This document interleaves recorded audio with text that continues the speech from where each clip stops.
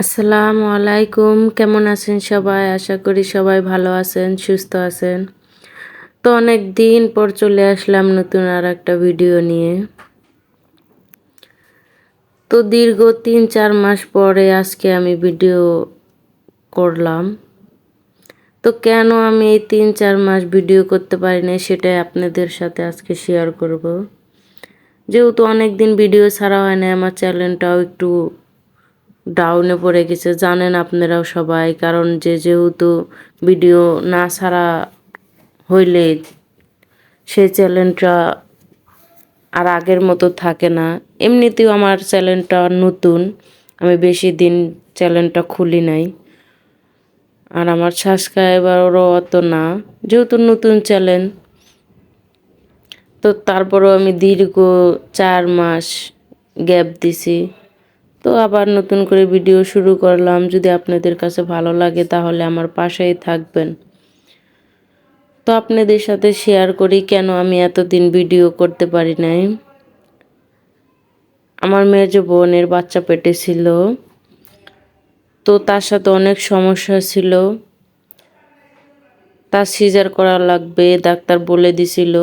যেহেতু তার শরীরে রক্ত ছিল না, তাকে বলছে সিজারের আগে 2 প্যাকেট রক্ত দিতে, সিজারের পরে 1 প্যাকেট, আর 3-4 মাস পরে আবারও 2 প্যাকেট রক্ত দিতে বলছে।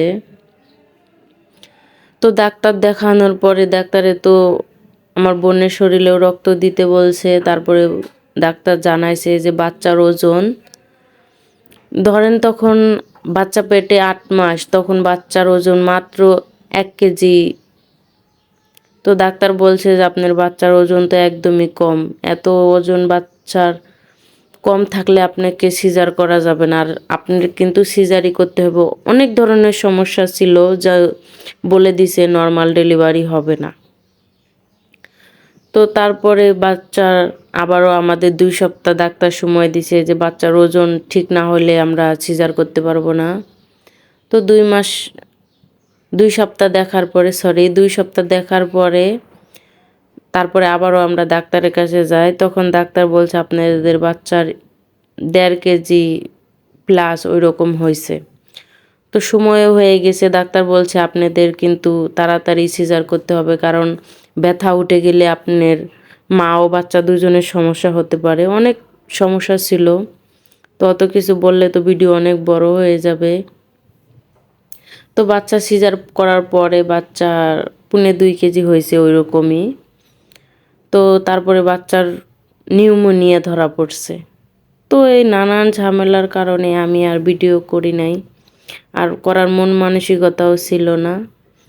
তো এখন আল্লাহ ভরসা, এখন বাচ্চা মা দুটাই ভালো আছে। এখন আমি ভিডিও দেখি, রেগুলার দেওয়ার চেষ্টা করব। আপনারা আমার পাশেই থাকবেন, সবাই আমার ভিডিও দেখবেন, আমার চ্যানেলটিকে ফলো করবেন। তো সবাই ভালো থাকেন, সুস্থ থাকেন, এই দোয়াই করি। আর যেহেতু যদি কোনো প্রেগনেন্ট আপু থাকেন, অবশ্যই নিজের শরীরের দিক খেয়াল রাখবেন। তো এই ছিল আজকে আমার ভিডিও। যদি ভালো লাগে প্লিজ